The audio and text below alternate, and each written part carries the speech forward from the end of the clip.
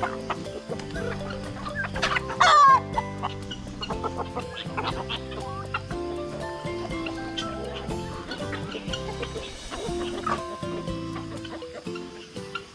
kalapati natin oh. Kinakain natin sa labas.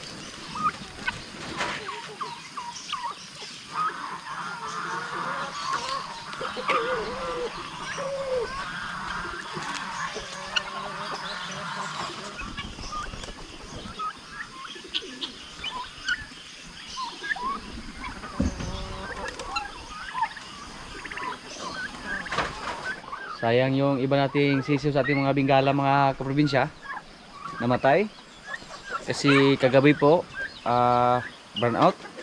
Tapos dito sa amin palagi lang umulan tuwing gabi, may mahinang ulan tapos napakalamig, kaya hindi nakasurvive yung iba nating mga sisiw na mga Bengala. Namatay yung iba, mga 4 siguro yung namatay, tapos may nanghina pa. Sana po maka-recover lang yung iba.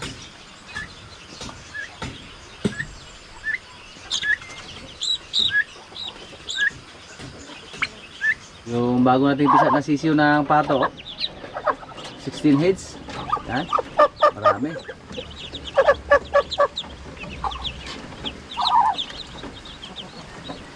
Napakabilis lang dumami sa ating mga alagang pato. Habang wala pa tayong mga manok ngayon dito, yung mga pato yung dumami. Yan o. Meron pa dito.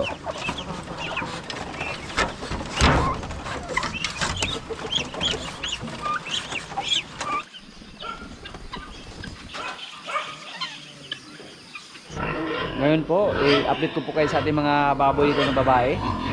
Yung dalawa nating babae na dumalaga, na iniay natin, medyo malaki na yung tiyan nila.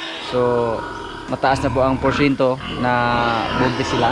Kasi ito po, medyo malaki na yung tiyan niya. Ito po, magdadalawang buwan na siya. Tapos yung isa, lagpas 1 buwan na mula sa pag-iay yung tiyan niya at hindi naman sila naglandi. Tapos yung dalawa na tinahin dito, ito yung isa, 3 buwan na mula sa pagkasta. So malapit na rin tong mga anak. Sana po marami yung biig niya. Tapos doon, hindi na din naglandi. At may napapansin po tayo sa ating mga dumalagang baboy dito na parang may mga kagat ng lamok yung mga katawan nila. Dito sa amin ngayon, palagi nang umuulan at marami ng lamok na pumunta dito sa ating mga alaga. May mga halukok oh, palagi dinapuan. So nagkaroon ng sugat at makati siguro yan. Parang kiniskis nila sa dingding yung kanilang katawan, ibag-id ba. So ang gagawin natin ngayon, subukan natin na isprayhan yung katawan nila, katulad sa inispray natin sa ating mga alagang baka doon na pagtaboy ng langaw. So itry lang natin. Ito po ay usubahan lang muna namin kasi delikado po, baka lumala yung mga sugat sa kanilang katawan, tapos mga buntis po sila. Hindi po tayo pwedeng magturok ng mga pangtanggal dyan kasi mga buntis. So ang gagawin lang natin, sprayhan lang natin yung kanilang katawan. Basta may mga alaga tayo mga kaprobinsya, iba't ibang klaseng senaryo yung may encounter natin. Katulad ngayon, ating mga baboy, may mga sugat yung katawan nila. Una, yung sugat nila, displayan namin ng Pindinix para hindi lumala. Displayan namin sila ng yung pagtaboy ng langaw na ginagamit natin dati sa ating mga alagang baka.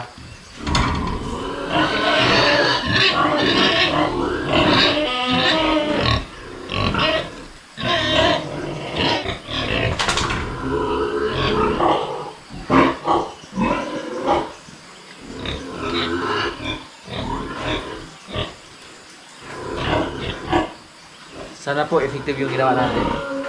At mapigilan yung pagdami ng kailang sugat.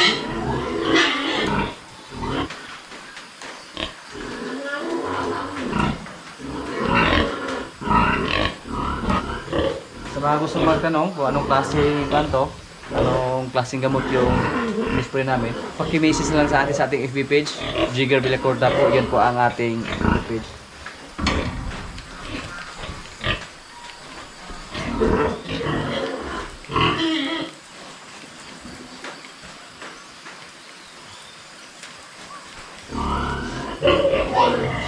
Napakadali lang makagat ng mga lamok mga probinsya kasi mga maninipis yung balahibo nila. Hindi katulad sa isa nating nahin dito na makapal yung balahibo. Yung napuruhan, yung dalawa lang natin dumalaga. No? Kinaskas naman sa gilid yung kanyang katawan. So makati siguro yan. So ang gagawin natin dito, umaga at saka hapon yung pag-spray natin para hindi siya madapuan ng mga lamok at saka langaw. Pati yung isa din dito.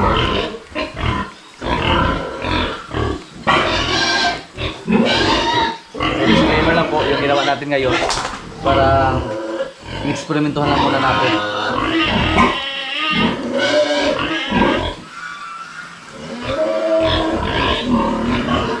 Ito lang po yung naisip namin na gawin.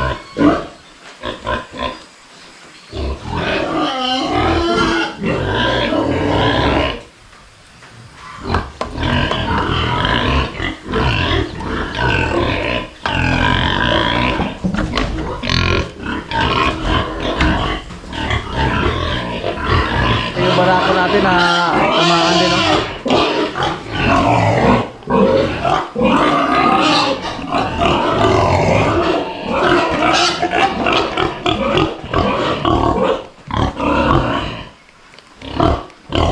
Sana lang effective yung ginawa natin.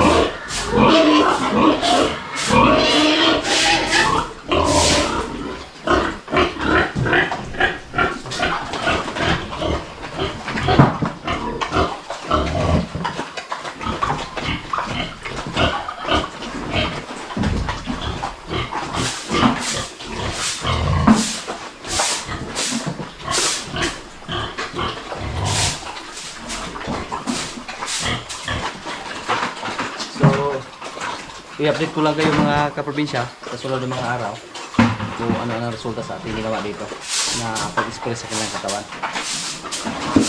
Ang hindi lang natamaan yung ating isang inahin dito. Matitigas na siguro yung kanyang mga balat. Tamaan dito yung mga medyo bata pa, katulad sa ating dumalaga at saka sa ating barako. Yung mga bata kasi lang. Ito po yung mga katawan nila, oh. Yan. Ang ginawa namin dito, kagabi, nagpausok kami dito para maitaboy yung mga lamok At saka ngayon, usukan din natin. Pero ngayon, wala naman tayo nakikita na dumapo sa kanilang katawan.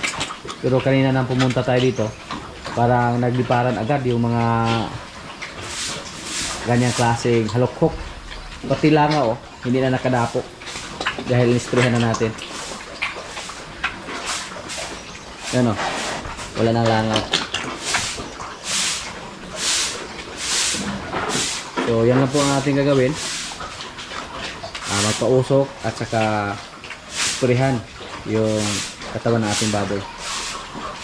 Kanina nakikita natin na medyo may kaibahan na yung tiyan nila compare dati. Mula nang naiay natin, may mga lumilipad si taas,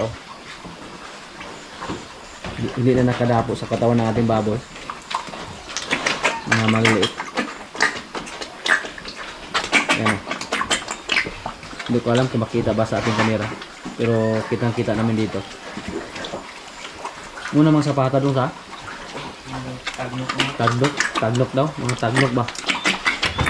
Pero yung ating inahin sa ngayon, hindi siya affected. Matigas siguro yung mga balat niya.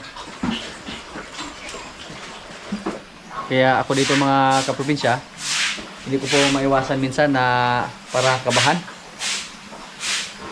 Lalo na yung mga alaga nating baboy ngayon na mukhang buntis po yung 4. Tapos may marinig pa tayo na yung ibang probinsya tinamaan ng ESF. Except sa matamaan tayo, ang problema pag mag-lockdown naman ulit, so wala namang buyer yung mga baboy natin. Habang hindi pa natin napagkitaan yung ating mga baboy, para hindi pa tayo magdiwang na gano'n na. Kasi tayo, nang naiay natin yung baboy natin na success tayo, masaya na tayo sa una nating hakbang. Pero hindi pa yan tapos kasi hintayin pa natin na manganak, hintayin pa natin na lumaki sila, at hintayin pa natin na may binta sila. Kahit sobrang saya natin ngayon kasi nanganak sila halimbawa, tapos pagdating ng panahon wala na pala tayong buyer kasi nag-lockdown na. Kasi may mga balita, makabasa po tayo sa FB o sa news, narinig po natin na yung ibang probinsya dito sa Pilipinas tinamaan na ng ESF. So hindi tayo sigurado sa ating mga ginagawa dito kung ano ang kahihinatnan. Pero tuloy lang tayo sa pagtrabaho.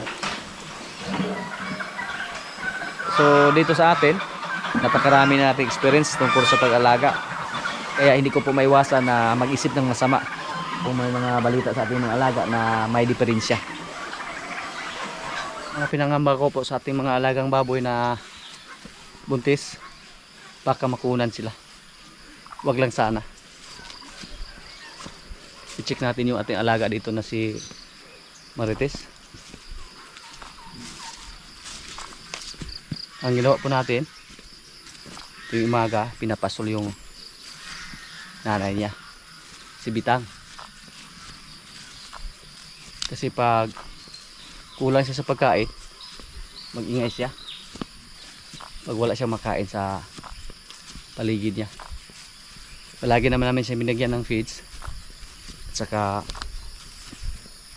mga napier. Yung mga kasama natin dyan, walang tigil sila sa pagtanim ng napier. Yung mga bagkati doon sa likuran, tinaniman ang napier.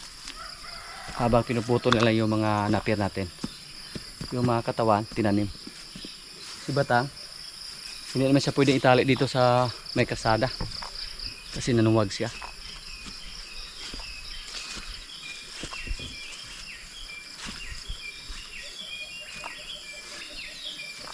May mga napier pa kami dito mga kaprobinsya, at may bakante dito. Ang gagawin din namin dito, ipararo to, tapos taniman ng napier. Saan kaya si Marites? Si Marites po, palagi nating tini-check up, palagi nating minonitor. Kasi nagpalit siya ng kuan, balahibo. Hindi ko alam kung normal lang ba yun, yung ganyang klase. At inusubahan din natin, baka may mga bulate mahirap po pag atakihin ng mga bulati yung mga maliliit na baka. Kadalasan sa kanila hindi makasurvive. So pag mapansin natin na inatake na ng bulati, dapat mapurga agad para hindi mo bansot ba, hindi masalot. Marami ng pagkain dito, marami ng damo. Saan kaya si Marites? Dito po pinastol si Bitang.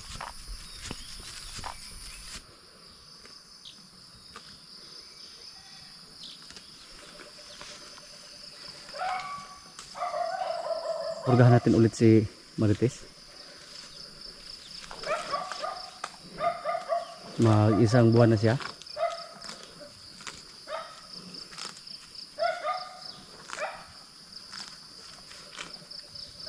Yan. Maliksi lang. Ang delikado. Baka matamlay yung baka natin. Yan. Lumapit agad sa atin. Hello. Kapakyot.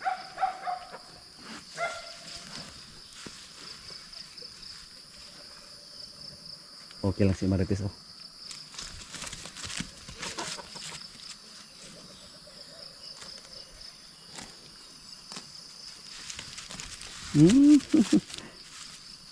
Si Dudong po yung pasol dito kay Bitang. Ito po yung ano, balahibo niya. Parang natanggal dito. Pero mukhang okay lang yan. Diba delikado eh, dog? Dapat magkadalan eh. Hindi sa manungay. Hindi katulad ng una na bagong panganak pa lang.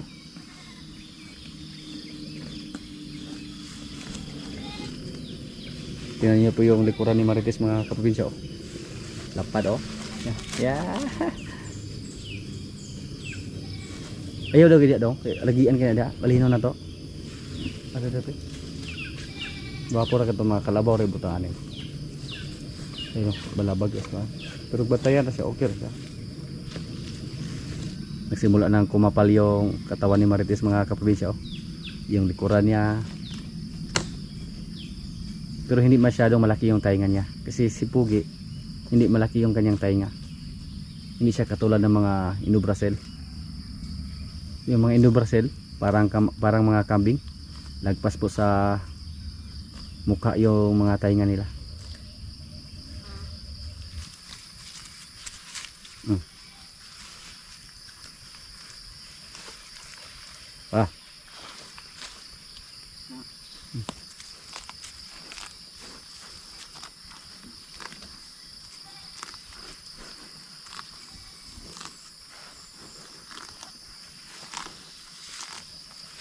Kasi at digay ka.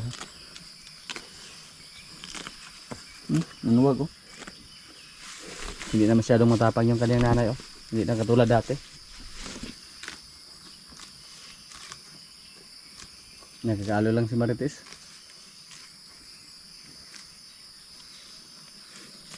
Sa mga nakarang araw din, mga kaprobinsya, yung isa sa mga nag-alaga sa ating mga baka, nag-chat din sa atin na may lagnat daw yung baka natin isa doon. Tinuruan ko lang siya kung paano gamutin yung mga lagnat sa baka. Suka lang yung sinabi ko sa kanya na ihapla sa katawan, ipahid sa katawan yung suka, at saka painumin ng gamot. Habang hindi pa siya nakabili ng gamot, suka muna yung pinahid sa katawan ng baka. Pero gumaling naman, effective naman yung ginawa niya, yung sinabi ko. So hindi lumala yung sakit sa baka na ilagaan niya.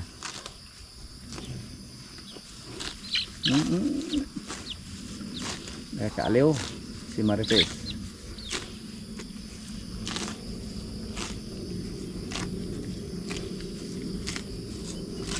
Sa mga nakarang video din natin, pumunta tayo doon sa stockyard at nakabili tayo ng isa para pinalagaan.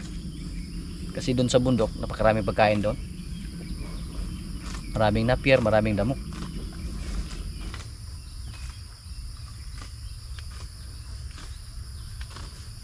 Bibili pa sana tayo ng mga inahin or kalabaw. Pero doon sa stockyard, isa lang yung nakita namin na mura na kalabaw, nasa 18,000. Pero nahuli pa kami, hindi kami yung nakabili. Ang gusto ko kay Marites, hindi siya mailap. Kusa pa siyang lumapit sa atin para magpahimas.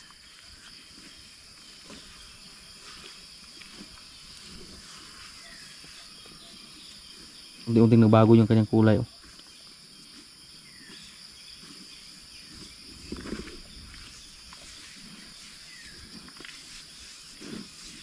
Basta mga anak ni Pugi, mga kaprobinsya, hindi mailap.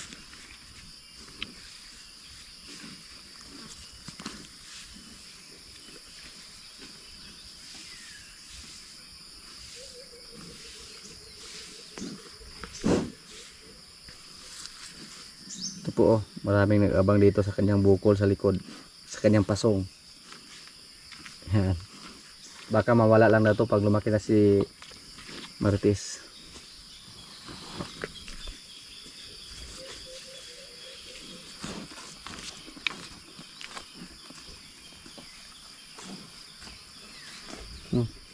Anong ginawa mo dyan?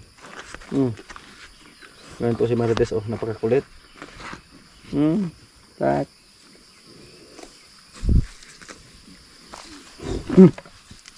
Patay. Hindi siya masyadong matapang. Pero galit siya paglapitan natin si Marites. Pero si Marites naman yung kusang lumapit sa atin.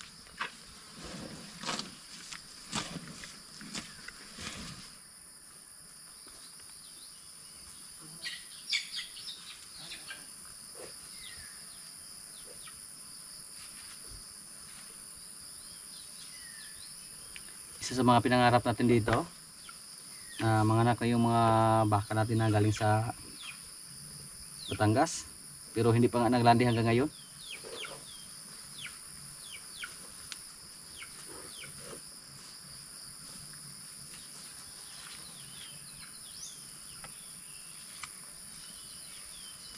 Marites. Tes. Koyog daron. Cute na cute si Marites. Lalo na pag umabot siya ng mga 5 buwan siguro dito.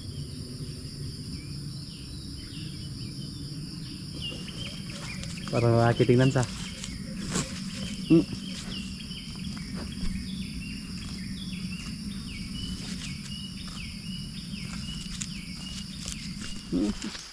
Nagsimula na dumami yung mga kasula namin dito.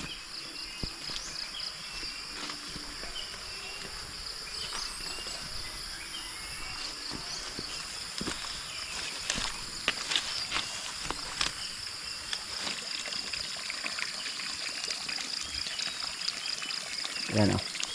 Meron ba doon? 4 to.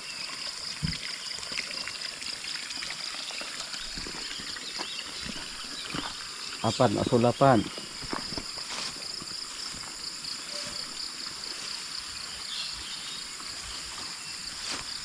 Next week dito mga kaprobinsya, pag hindi mamatay yung asula natin dito, puno na to ng asula yung ating pan dito.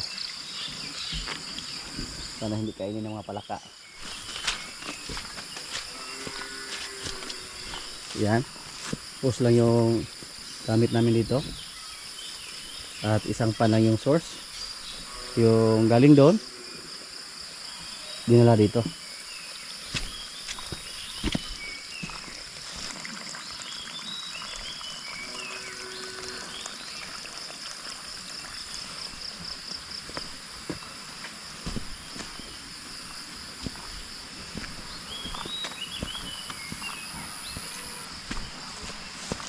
Magsimula nang dumami yung mga asula natin dito, tapos maka-harvest na tayo, ito yung ipakain natin kay Pugi para lalo siyang tumaba.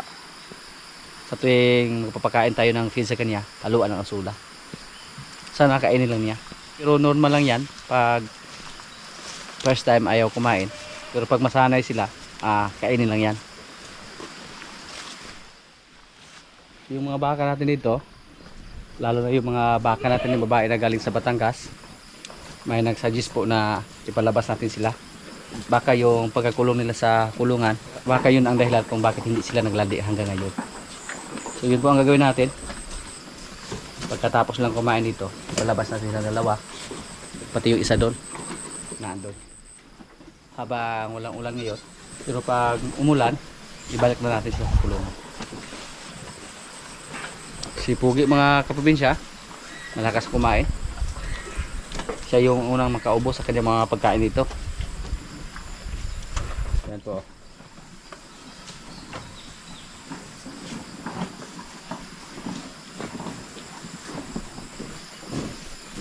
Bibitas. Pati katawan ng napier kinain nila. Sa mga nakaraang video po, pinalabas natin si Pugi. Ang lalaki niya tingnan.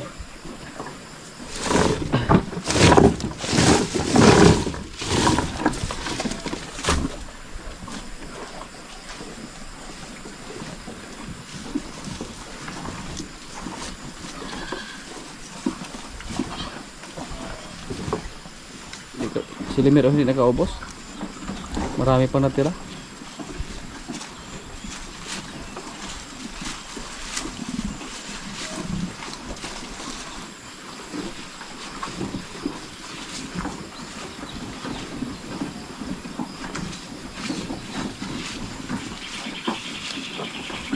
Pero yung mga dumalaga natin dito,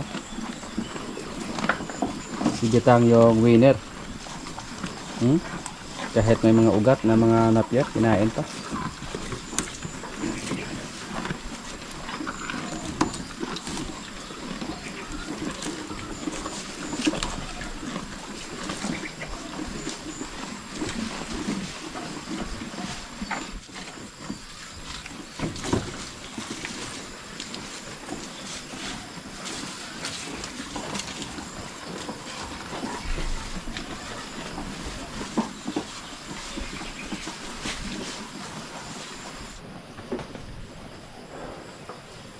Mabait na.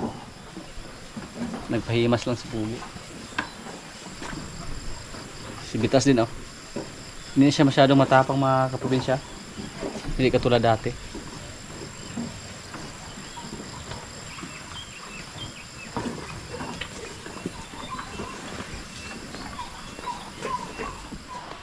Mga kaprobinsya, kaya na po. Ito yung pagkain namin oh. Munggo. May gulay. May bulad, may kanin. Lord, maraming salamat sa pagkain. So, kain na. Lihan lang ako ka. Tignan ako nag-ilunok. Saan mo daw?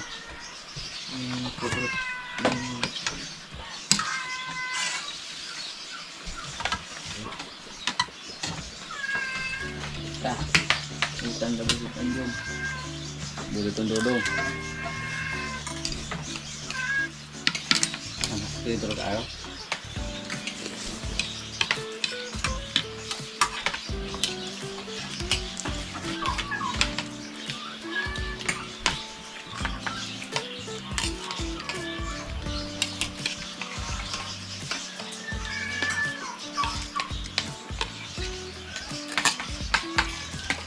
Ini lagi daw.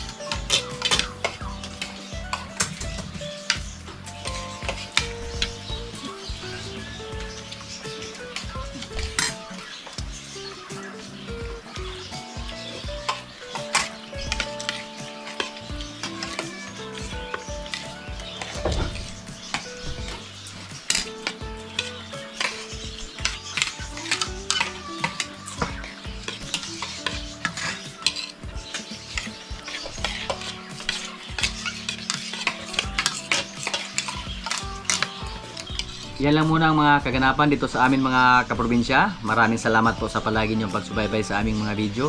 Maraming salamat din sa ating mga silent viewers, sa mga kaibigan natin na nasa bansa na palagi nanonood, sa mga palagi nag-comment, sa mga likers. Maraming salamat po. Shoutout muna sa ating mga kaibigan dyan. Shoutout kay Balong Isidro and family, watching from Davao del Norte. Shoutout kay Genevieve Lopez from Cavite. Shoutout kay Justin May Mambahe. Greetings from Mama and Papa.